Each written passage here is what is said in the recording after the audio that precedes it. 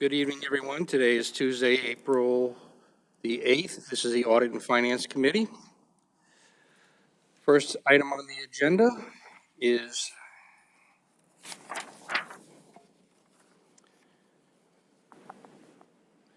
be it resolved that the Board of Education of the New Bergen Large City School District hereby authorize the President of the Board of Education to execute an engagement letter from RBT CPAs LLC dated March 26, 2025.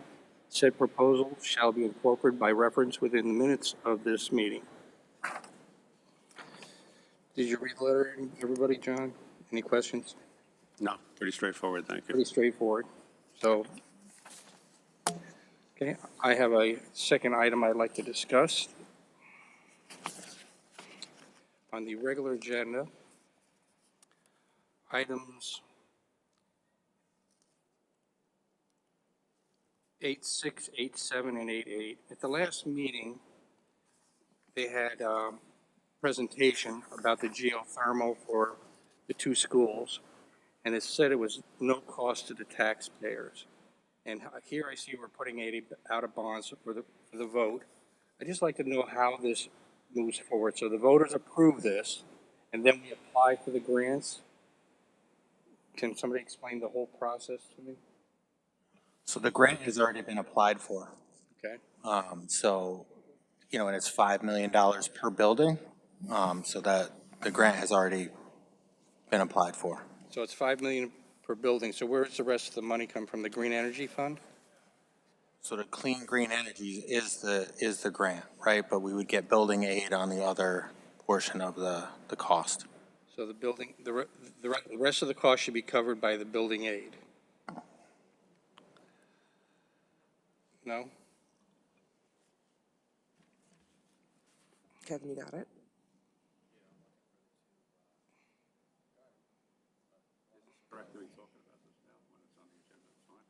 That's fine. Because it's still under audit and finance. So basically a part of it is a grant that is covered through NECSD, and buildings, once approved, it still has to go based on, there might be other incidentals that come up, and there may be a portion that needs to be covered. So we're asking for a proposition for that to be done. In the event that we do get awarded the grant, there will be a pull from our capital reserves to fund the rest of the project. If we by chance do not get, or the grant does not occur, what will happen is that we will cease the project. So we're not anticipating therefore there be direct cost on the levy. Mr. Strong may have So something to add. to repeat what I think you said, if we don't get the $5 million per school, so let's just break it down, 16.5 per school, then we would not proceed with the project. Okay. That's correct. We do have to have voter authorization for the proposition in order to seek building aid, which is the first source of funding, and then any NYSERDA funds we receive would go towards the local share of the project. Right. I have a question. In the last meeting, it said funding from U.S. building aid, clean green schools funds, and the district's capital reserve up to $3 million if needed. And there's supposed to be no tax impact. So what I'm understanding, that there could be a tax impact.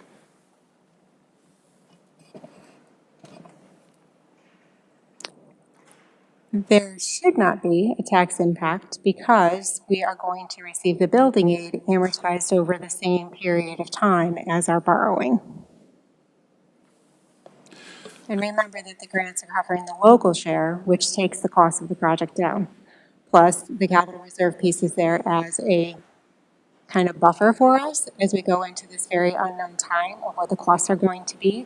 So we wanted to make sure that we had enough funds approved to proceed with the project should we get the NYSERDA funds. All right, so we're going to get the bond approved, and we're going to be paying the principal and interest on that. And we're going to get $5 million from the Clean Green School Funds, $5 million for each school. So that leaves a balance of $20 million. That's going to be covered by the New York State Building Aid over time. That is the expectation, yes. I want to caution it's up to $5 million per school. So if the local share came in at less than that, we would get less than that. Okay. Did we do any kind of analysis, like return on investment, what we're spending on fuel in the buildings now compared to what we would have with the geothermal? Is there a savings? It would be too early for us to do that because the system would really have to get further in design for us to do that analysis. What we know is that we have very old systems in these schools and we need to do a replacement of some kind. And this was an opportunity for us to solicit grant dollars that would commingle with the building and to try and minimize any cost. Okay. And last meeting, we asked about the CTE building, the type of heating systems they have on it. Would that be covered under the Clean Green Schools funds too? It would not. It would not. That's really looking at converting old fossil fuel type systems into something that's green energy. Okay, thank you. John?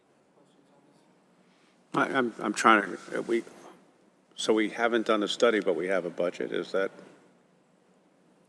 correct? So typical to any proposition that goes before the voters, there's a rough estimate that's done with some overarching design premises. They know what the building will need to be able to run based on square footage and loads and all of that. So then they have to look at what that more finely detailed design becomes when they start taking apart the inner sides of the building. How do we make sure that everything's traveling where it needs to go? How many wells do we actually need? There needs to be some additional studying done, but in order to try and seek the NYSERDA dollars, we have to secure those before we can proceed too much further down the road. So we do have that rough estimate that you would have for any proposition we put forward. It will be fine-tuned as we move through the process. So now I'm sure eventually we're gonna have to replace the system, so I think that that's No, the overarching thing, is that we're going to have to, and this is a way for us to do it and a way to get some grant dollars back from it. And I think that those studies will come. I know the design, I think we were working with CHR and they kind of give us some of those runs so we can ask for that in the future. Okay, so just help me with my numbers. Forgetting grants at the moment, $30 million bond, which is really nothing more than a loan, paid out, we'd have to pay it back over 30 years, all at the tax. We haven't had any funding yet. If we were doing it at taxpayer expense, what's the current interest rate we have? We don't have a current bond that we've gone out for. We've only gone out for bands, and that would be a different rate. Well, So I would have to check with our fiscal advisors. It's not a market I keep track of. At But 4 or 5%, we're almost doubling the cost of the bond, right? Over 30 years? I would again defer to them as our experts to give us guidance on that, and I can ask them to do a model if you want to look at that. I would caution that I don't think this would be something we'd do over a 30-year amortization period because we'd want to make sure it matched our building aid, and building aid would be over a shorter period, probably not more than 20, Okay. because it's not new construction. It just seems like regardless of where the money is coming from on this particular project, I think there's other alternatives we could look at. I mean, we certainly don't want to bury an oil tank, but there are other alternative forms of alternative energy. We're looking, especially in that area, that physical geographical area, at some very, very expensive drilling if they decide to, they're going to have to do loops in the ground versus loops in a pond or something like that. And you're drilling into rock. It's going to be a very, very expensive proposition.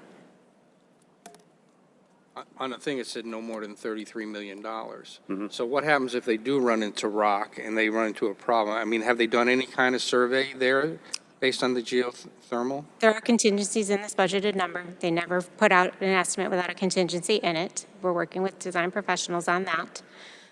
In terms of additional studying, as I indicated, we have to secure an agreement with NYSERDA to get those funds before we can proceed. We don't have any mechanism right now to pay for additional studies unless we were to try and bring that into our general fund operating budget.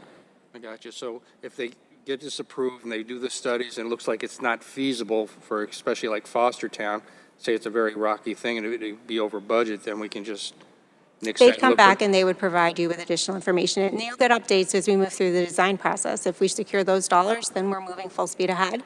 And they would be providing updates to you just like they do on the other capital projects as they move through design.